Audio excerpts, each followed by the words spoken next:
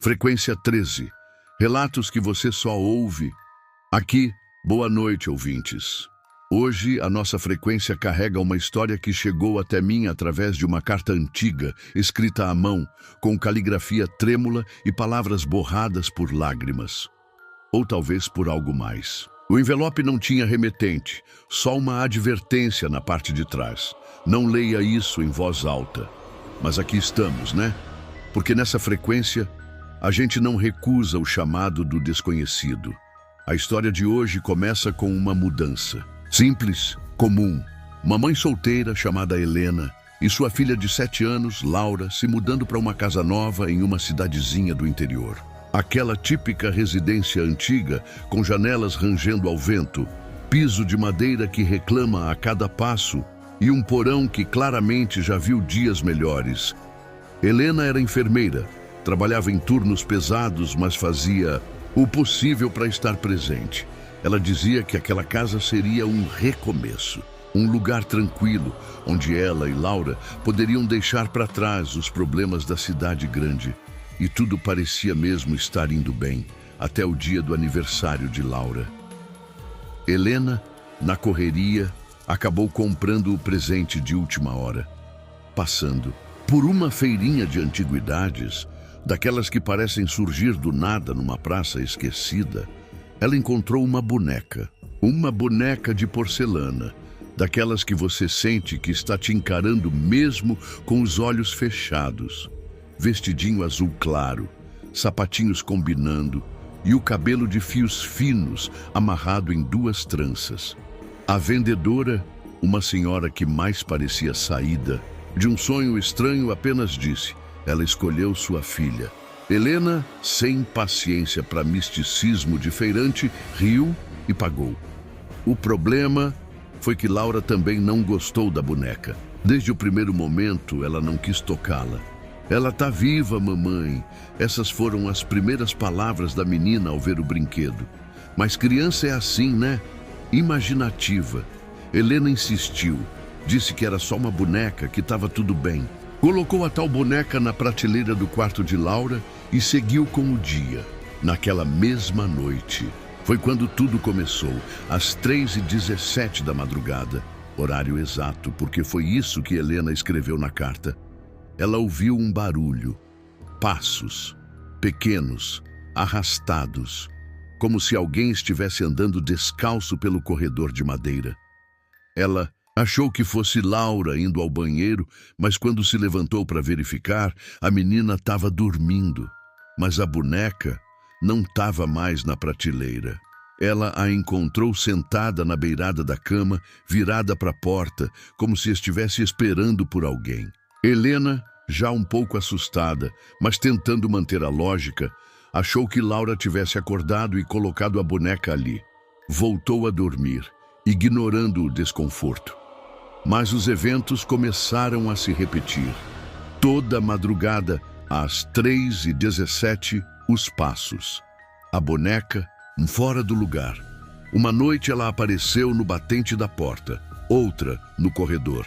E teve uma madrugada em que Helena a encontrou, na cozinha, com uma faca ao lado. Não empunhada, não em posição agressiva, apenas ali, como se estivesse aprendendo. Laura, por sua vez, começou a se isolar.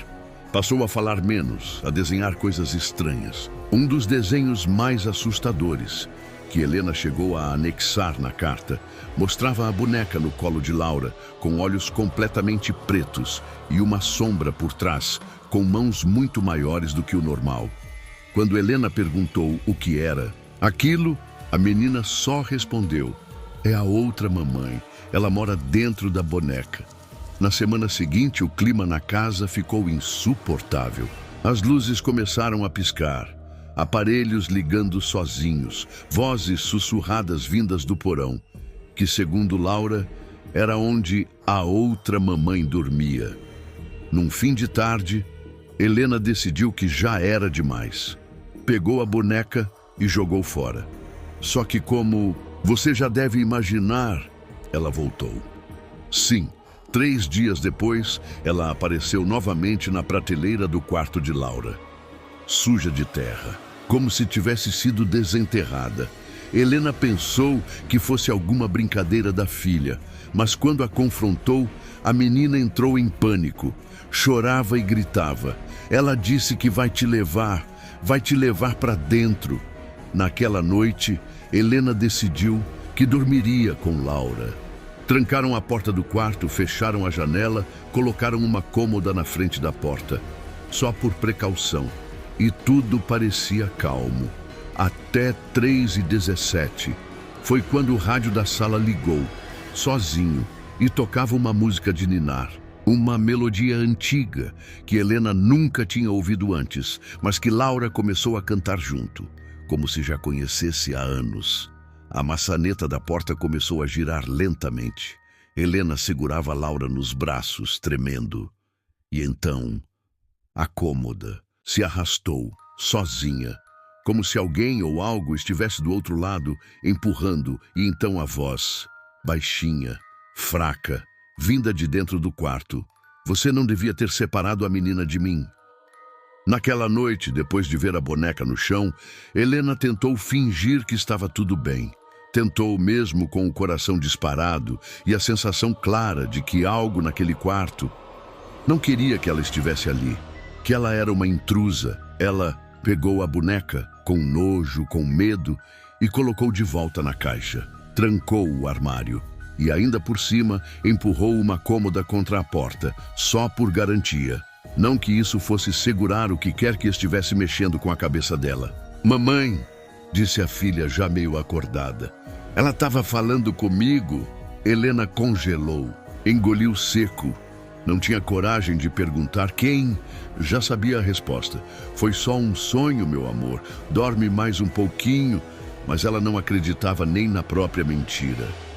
Na manhã seguinte, tudo parecia normal.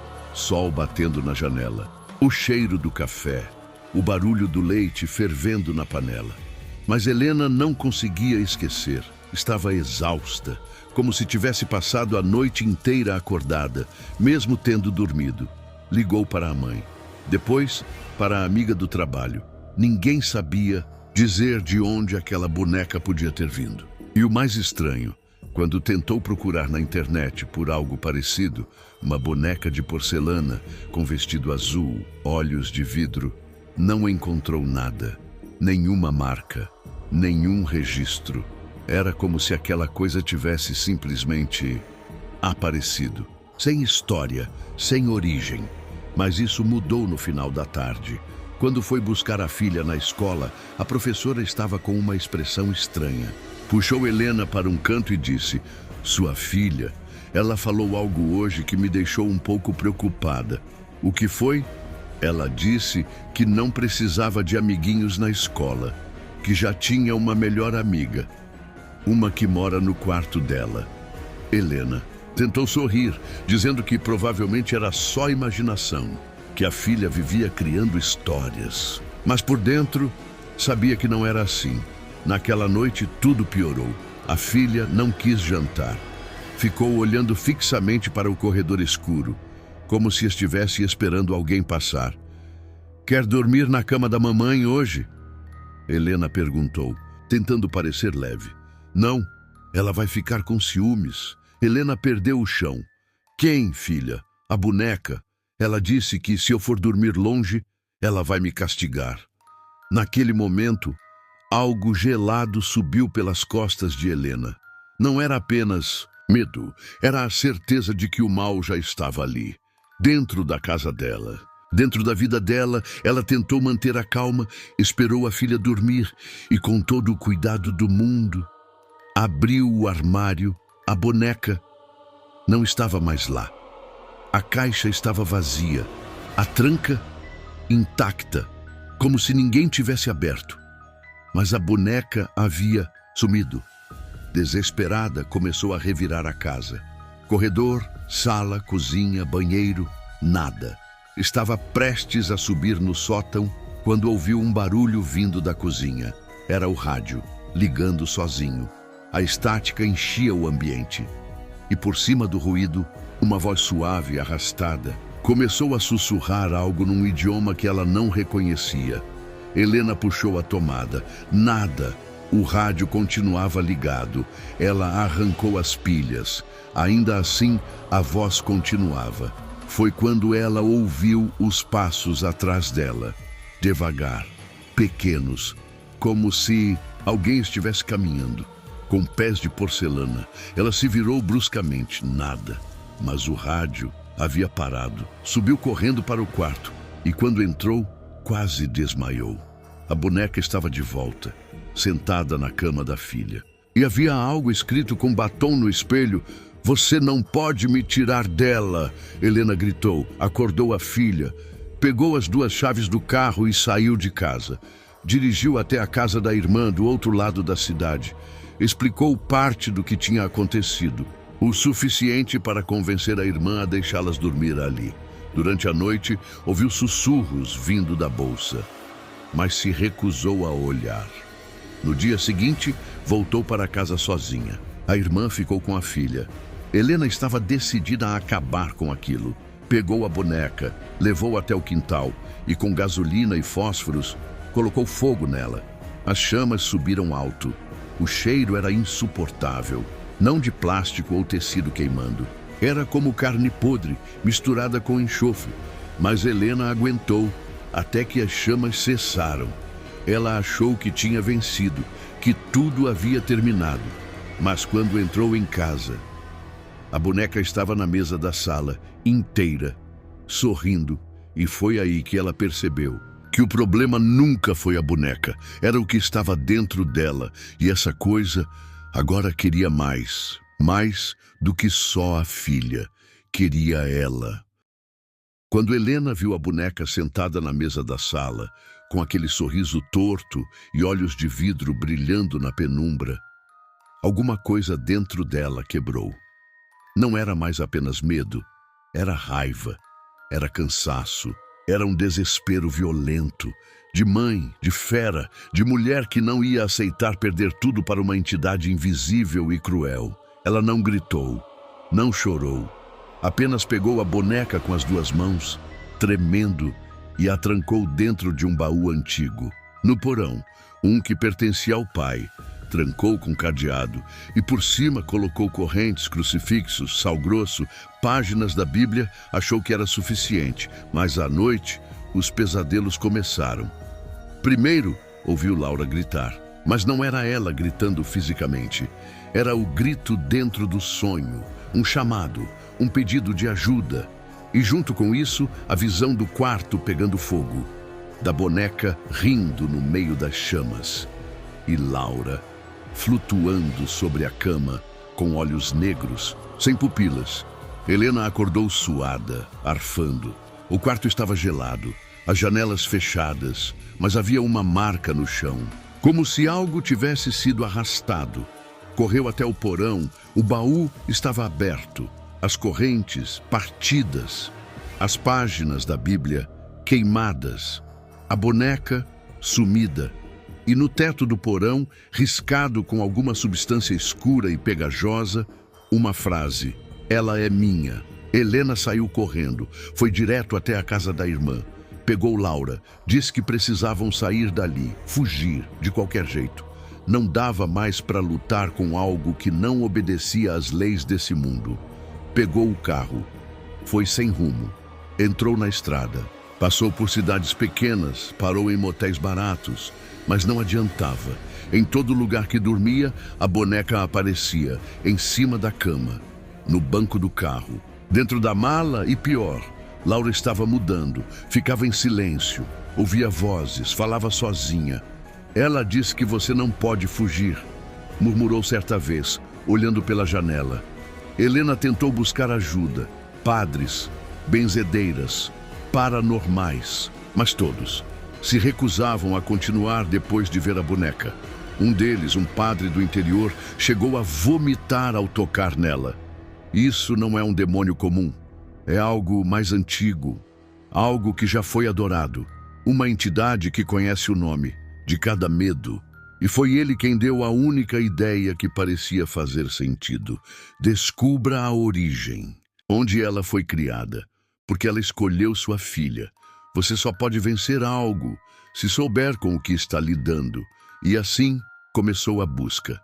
Helena voltou para casa com cuidado. Vasculhou tudo.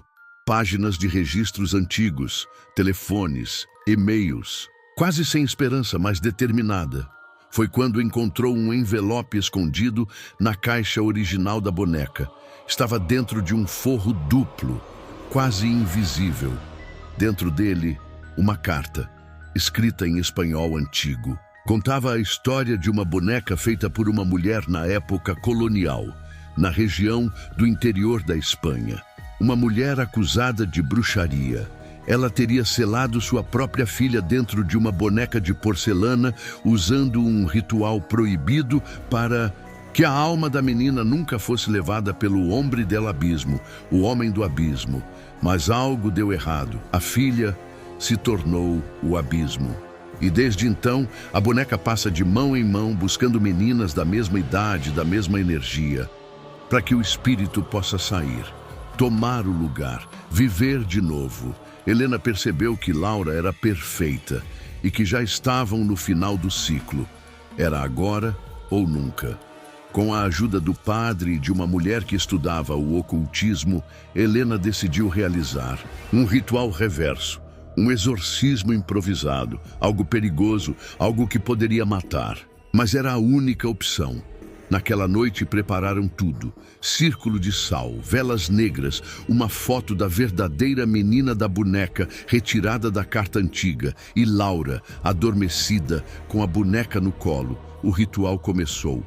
A casa tremeu. A boneca abriu os olhos. Começou a gritar com voz dupla, de menina e de monstro. Laura se contorcia. As velas apagavam e reacendiam sozinhas. O sal se dissolvia no ar. E Helena gritou. Gritou o nome da filha, do espírito preso, do amor, da fé, da esperança. E por um segundo, tudo ficou branco. Quando Helena acordou, estava deitada no chão. A boneca estava em pedaços, como se tivesse sido esmigalhada por dentro. Laura dormia em paz. O padre estava desacordado, mas vivo. A mulher do ocultismo chorava, dizendo que nunca mais faria nada assim. E Helena sabia que não estava sozinha, que o mal tinha sido vencido.